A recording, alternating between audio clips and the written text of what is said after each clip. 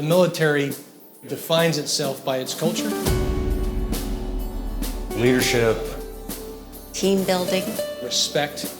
Decision making. Integrity, honor, service.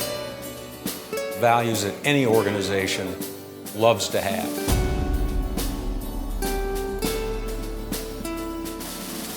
The 100,000 Jobs Coalition had tremendous success. But they wanted to step back and assess where they still needed to improve their efforts, what lessons they could learn. What's working with the coalition in terms of veteran employment and where challenges remain? The best way to really address some of the challenges that came out of our findings was to bring all of these key stakeholders together to have some candid conversations. In today's workshop, we had representatives from the Department of Defense, from the Department of Labor, from the VA, and then we also had a select group of employers. I learned something new. I learned something new about what the government is doing. I learned something new that some of my competitors in the corporate world are doing. The value in an event like today is that we're bringing in both members of the public and private sectors. Bridging that gap between the military and the civilian cultures. You're never going to reach your true potential unless you've got effective public and private partnerships.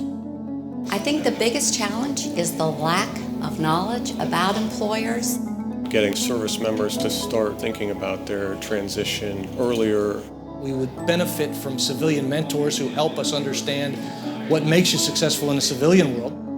Talking to fellow veterans who have done it before. The issue in my mind is helping the veteran understand the art of the possible. What's out there?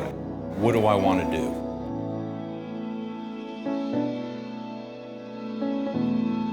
ZVIC Impact Funds enabled us to bring these stakeholders together. The intent of the ZWIC funds is to increase the impact of your research, and I think we've really had a success with that today. That's not something that we could have done in the course of conducting the research itself. That's taking our research to the next level. The fact that we can get together in a room and talk about the challenges and the way forward.